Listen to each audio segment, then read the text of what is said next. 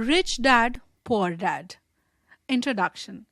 Having two dads offered me the choice of contrasting point of view, one of a rich man and one of poor man. Usually ना life में सबके एक dad होते हैं, पर मेरे case में ऐसा नहीं है. मेरे दो डैड हैं. जी हाँ, आपने सही सुना. एक जो बहुत अमीर यानी बहुत रिच है और एक जो बहुत गरीब बहुत पुअर है. एक डैड बहुत ज़्यादा एजुकेटेड एंड इंटेलिजेंट है.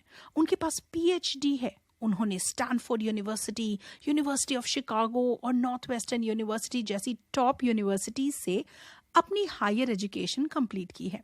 और यहाँ इम्पॉर्टेंट बात यह है कि उनके एजुकेशन का सारा खर्चा ऑलरेडी पेड था थ्रू स्कॉलरशिप.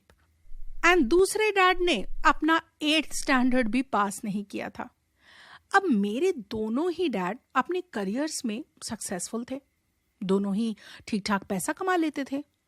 येट एक डैड फाइनेंशियली बहुत स्ट्रगल कर रहे थे.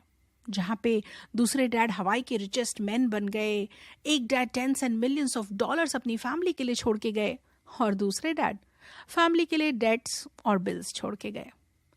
दोनों ही dads strong, charismatic and influential थे. दोनों ही मुझे एडवाइस ऑफर करते थे. दोनों की एडवाइस काफ़ी डिफरेंट थी.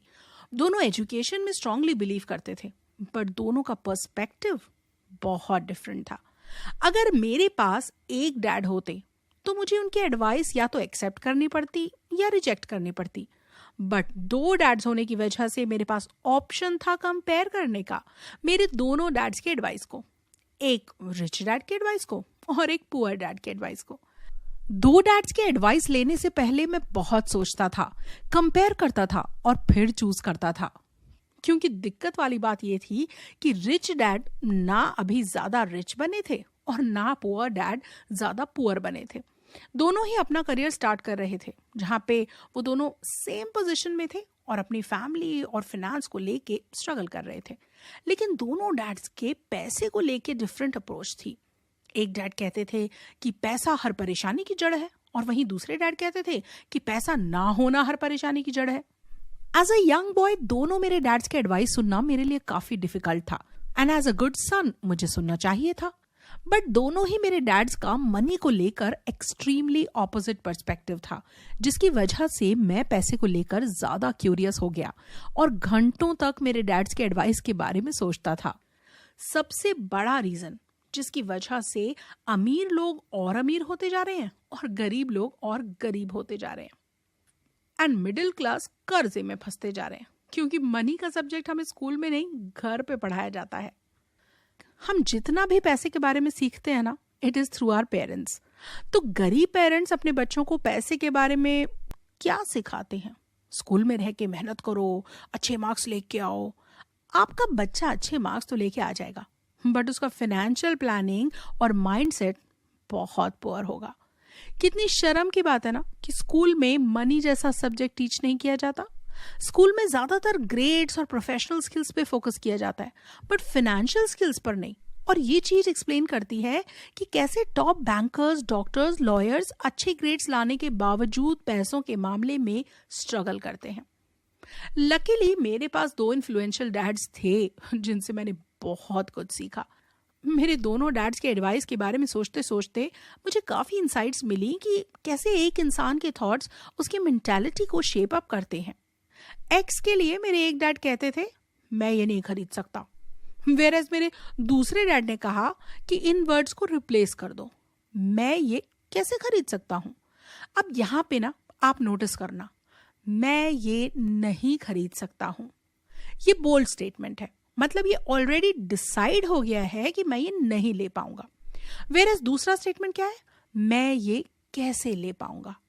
अब एक क्वेश्चन पूछता है, फिर जब आप क्वेश्चन पूछते हो तो आपके ब्रेन को काम करना पड़ता है. मतलब बेसिकली ये आपके ब्रेन के लिए पुशअप की तरह है. क्वेश्चंस यूजुअली सोचने पे मजबूर करते हैं, और जितना ज्यादा आप सोच रहे हो ना, उतना ही आपका ब्रेन क्या एक्सरसाइज हो रहा है. एंड रिच डैड कहते हैं कि जितना मैं अपने ब्रेन की एक्सरसाइज करूंगा उतना ही ज्यादा मैं रिच बनूंगा. मेरे दोनों डैड्स के एटीट्यूड्स ना एकदम ही ऑपोजिट थे. एक डैड कहते थे हमें ज्यादा टैक्स भरना चाहिए क्योंकि जो लेस फॉर्चुनेट हैं उनकी मदद हो सके, जहां पे दूसरे डैड कहते थे कि टैक्स एक तरह की पनिशमेंट है जो अमीर देते हैं पैसा कमाने के लिए। अब एक डैड कहते थे कि मन लगा के पढ़ाई करो तो अच्छी जॉब मिल जाएगी, वहीं दूसरे डैड कहते थे कि मन लगा के पढ़ो ताकि तुम एक अच्छी कंपनी खरीद सको। एक डैड डिनर टेबल पे पैसों और बिजनेस की बातें करते थे और वहीं दूसरे डैड पैसे एंड बिजनेस के टॉपिक को अवॉइड करते थे। एक डैड कहते थे सेफ खेलो, रिस्क मत लो, और वहीं दूसरे डैड कहते थे कि learn to manage the risk. अब एक डैड अपने घर को सबसे बड़ा एसेट मानते थे और दूसरे डैड अपने घर को एक लायबिलिटी मानते थे। दोनों ही डैड्स बिल भी भरते थे। एक डैड बिल पहले भर देते थे और एक बिल्स लास्ट में भरते थे।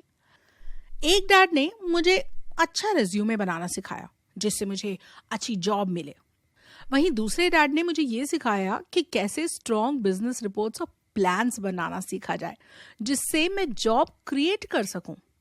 अब इस पूरे प्रोसेस से मैंने ये सीखा कि कैसे थॉट्स एक आदमी की लाइफ को बनाते हैं और बिगाड़ते भी हैं। जैसे फॉर एग्जाम्पल कि मेरे पुअर डैड हमेशा कहते थे I will never be rich, and देखो आज ये रियलिटी है। लेकिन मेरे रिच डैड हमेशा से अपने आप को रिच मानते थे। जब वो एकदम गरीब थे तब भी वो कहते थे I am a rich man, and rich people they don't do this. गरीब या ब्रोक होना चॉइस है, आप मानो तो टेम्पररी, आप मानो तो परमानेंट। पुअर डैड कहते थे मुझे पैसों से कोई लेना देना नहीं है, पैसों से कुछ नहीं होता, और वही रिच डैड कहते कि पैसा बहुत इंपॉर्टेंट है क्योंकि वो आपको पावर देता है। मेरे पुअर डैड इसलिए गरीब नहीं थे क्योंकि उनके पास पैसे नहीं थे। एट द एज ऑफ 9 मैंने डिसाइड किया कि मैं अब से अपने रिच डैड से सीखूंगा एंड पुअर डैड की सारी एडवाइसेस इग्नोर करूंगा। ऑल्दो मेरे लिए डिफिकल्ट था पर अपने एजुकेटेड डैड के एडवाइस को ना लेना, बट इस एक डिसीजन ने मेरी जिंदगी बदल दी मनी और फाइनेंस रिलेटेड नॉलेज को लेकर। रिच डैड ने मुझे 30 सालों तक सिखाया और फाइनेंशियल नॉलेज दी। मेरी एज अराउंड 39 हो गई थी और फिर रिच डैड ने रियलाइज किया कुछ। मुझे एग्जैक्टली अब समझ में आ गया था कि मनी काम कैसे करती है। ज्यादातर लोग मनी के लिए काम करते हैं और उन्हें मनी कैसे काम करता है ये समझ ही नहीं आता। ये बुक में मैं आपके साथ वो 6 लेसन्स शेयर करने वाला हूं जो मैंने पिछले 30 साल में सीखे हैं एंड जिसने मुझे पर्सनली वेल्थ बनाने में हेल्प की है। Rich dad poor dad I-60।